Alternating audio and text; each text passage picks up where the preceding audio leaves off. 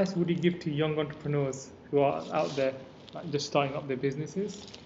I'd say it's probably three things. The first thing is always be curious of everything. Sure. Because there's so many things that are unrelated to dance that I just took the time to like learn and find out about, and be curious about, you know, understanding the process of like copywriting and how to write code, and you know how like e-commerce structures work, and reading about ways to advertise your business for free and things. And I would just go to like any and every seminar out there. I'd pick up leaflets and, you know, just gain knowledge. So never be too proud to think, this is not for me, you know, go to everything that's available.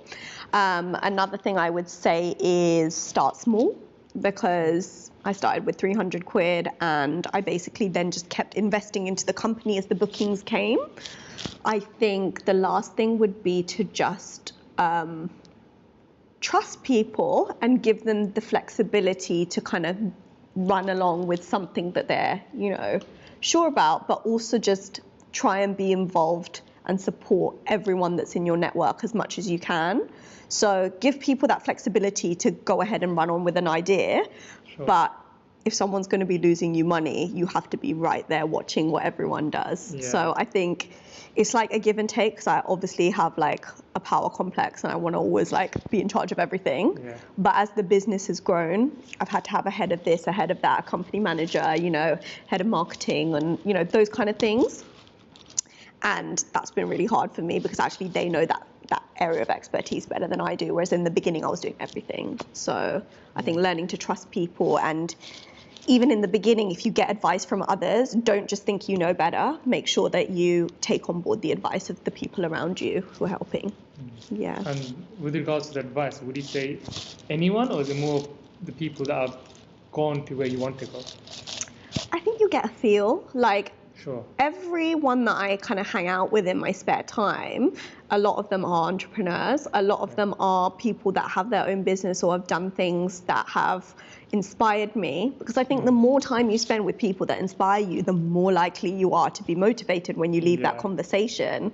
Yeah. And then on the flip side, a lot of my other like really good friends that I had friendships with from like, you know, my youth and stuff, they're all people not involved with dance or entertainment, and completely just don't see that as a fascinating element, because in the in-between you get these people that are just kind of drawn to you to just, you know, get a freebie or be involved with something. And it's really hard, honestly, to know what people's intentions are, but I think you figure them out very quickly.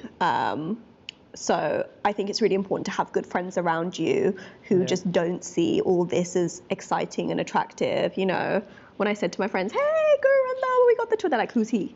Oh, Lordy. So, you know, it's good to have a couple of people like that who just are clueless about the whole thing, because then you can take them along to an event, they won't be starstruck, and they'll be like, you have, you know, spinach in your teeth, and they will be focused on being there for you rather than, oh, can I get a selfie with whoever, you know? It's good to have that variety of friends that know, some who know about the industry and some that just don't even give a damn. Having that balance, right? Having that balance, super important. And I suppose the people you take who haven't got that intention of using you, if you know what I mean, like, if they're going really just so they can go and see other things, it's not right from your towards you, is it? Fortunately, I haven't had like many of those, but I think like within even our staff, we definitely have people that are just, you know, not anymore, but would be there for all the big opportunities, but just not want to put in hard work at other times. And, you know, it's all part of the process. You have to graft, just like I did. You know, half the big events we do now, I don't perform in them. Delegation, and not just delegation, even giving people that opportunity has always been so important to me. So earlier this year I did a gig at Buckingham Palace, and that was probably the biggest thing I've ever done in my life. It was with Naughty Boy and Kanika Kapoor. And you know, I was personally asked to do that. And it wasn't easy for me to just like, most people would be like, wow, wouldn't you want to just jump at the chance? But because I'm the owner of a company, in the back of my mind I'm always going, if I take this opportunity, is anyone going to be hurt? Are they going to be upset? Are they going to think I took that from them? And yeah, it happened with a few people, but everyone else was like, like, well done you. And it's those voices you have to listen to, because there's always going to be that element. It's hard to hear, but you know, I thought, you know what, this is the first thing I've said yes, and I was asked to do it, so I went ahead and I was like, okay, I'll do it. But yeah. Interesting, yeah. So it's all about balance, taking into consideration people's interests, how you can deal with their emotions. Yeah, as well, I think because I went through that transition of being behind and then in front of the camera, I can completely understand why that was difficult for people.